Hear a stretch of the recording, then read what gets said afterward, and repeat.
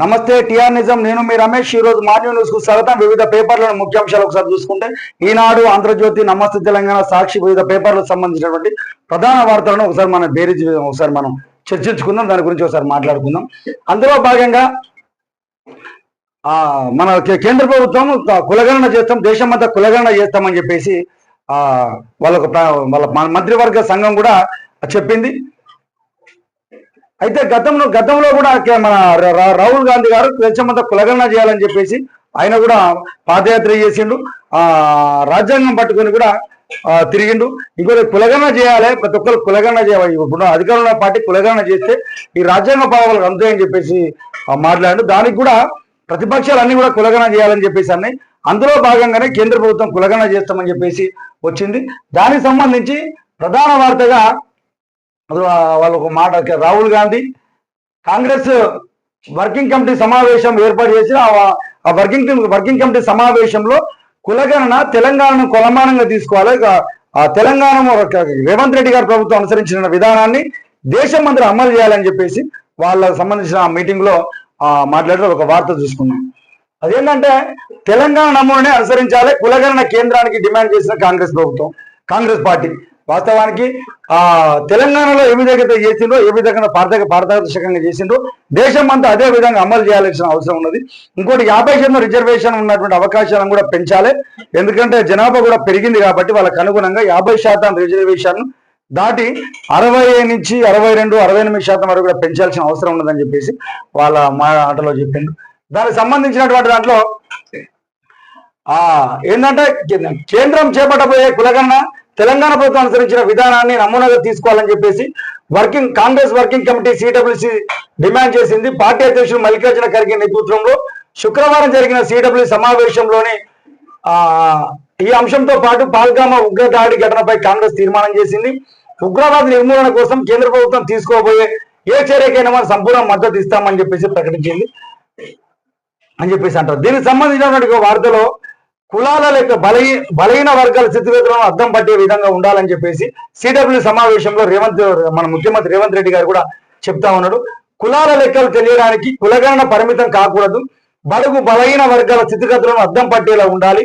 తెలంగాణలో ఓబీసీ సామాజిక, ఆర్థిక, రాజకీయ, విద్య, ఉద్యోగ స్థితిగతులు తెలిసే నిర్వచించాం. దానివల్ల ఇప్పటికే వారు ప్రభుత్వం నుంచి ఎలాంటి ప్రయోజనం పొందుతారు, ఇక మీదట ప్రభుత్వం ఎలాంటి ప్రయోజనాలు కల్పించగలుగుతుంది అన్న దానిపై ఒక స్పష్టత రావడానికి వీలవుతుంది అని చెప్పేసి మాట్లాడారు. ఇంకోటి ఏంటంటే ఈ కాంగ్రెస్ పార్టీ సిడబ్ల్యూసి సమావేశంలో తెలంగాణను కులమానంగా తీసుకోవడం అనేది అద్దం పట్టే విధంగా ఉంది, అది అందరికీ బాగున్నదని చెప్పేసి ఆ మాటలు మాట్లాడుతూ ఉన్నారు.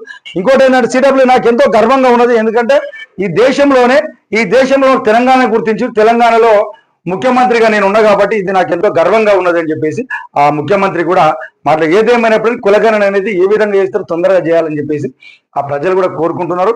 ఇది ఎలక్షన్లను ట్రెండ్ లో పెట్టుకోకుండా జెన్యున్ గా చేయాలని చెప్పేసి ఆ ప్రతిపక్షాలు ప్రజలు కోరుకుంటా ఉన్నారు. ఇది తొందరగా కులగణన చేయాలని చెప్పేసి ఆ ప్రజల పక్షాన మాట్లాడతాను. ఇంకోటి అమరావతికి ఆంధ్రప్రదేశ్ అండగా నిలుస్తా అమరావతికి ఆంధ్రప్రదేశ్ కు అండగా నిలుస్తా, చంద్రబాబు రాకతో దుష్టశక్తులు తొలగిపోయినాయి అని చెప్పేసి ఏపీలో 10 అభివృద్ధి కార్యక్రమాలకు ప్రధాని నరేంద్ర మోడీ గారు అభివృద్ధి కార్యక్రమాలను ఏర్పాటు చేసి ఇందులో భాగంగా మాట్లాడుతూ ఉన్నాడు. స్వర్ణాంధ్ర సాధనకు అమరావతి శక్తి, ఐటీ, ఏఐ, వైద్యానికి రీలింగ్ సిటీ, రికార్డు స్థాయిలో పూర్తికి కేంద్రం మద్దతు, భారీ ప్రాజెక్టుల పూర్తితో బాబుకి ఎవరు సాటి లేరు.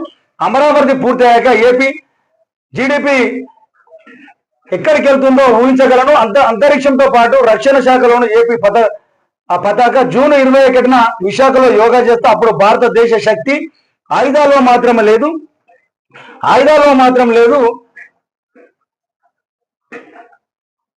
మన ఐక్యతలో ఉంది.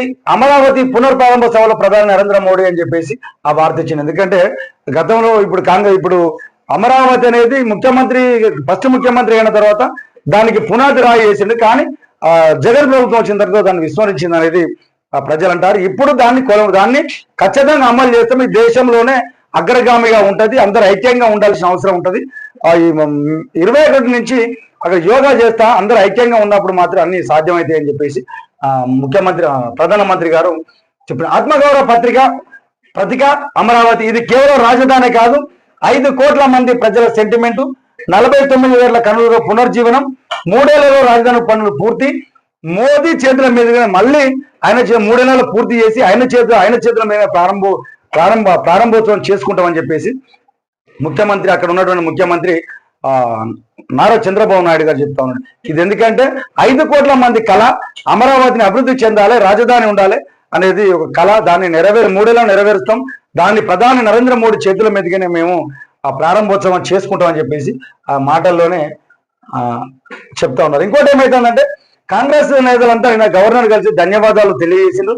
ఎందుకంటే బీసీ రిజర్వేషన్లను ఆమోదించి దాన్ని కేంద్రానికి పంపిన దానికి ఆ బీసీ సంఘాల నాయకులతోటి కాంగ్రెస్ పార్టీ అధ్యక్షుడు మహేష్ గౌడ్ ఆధ్వర్యంలో బీసీ సంఘాలు కలిసి ఆయనకు ధన్యవాదాలు తెలియజేశారు. తొందరగా అది చట్టం రూపంలో రావాలని చెప్పేసి ఆ ప్రజలు కోరుకుంటా ఉన్నారు. ఇది ఈరోజు ఈ వార్తలు.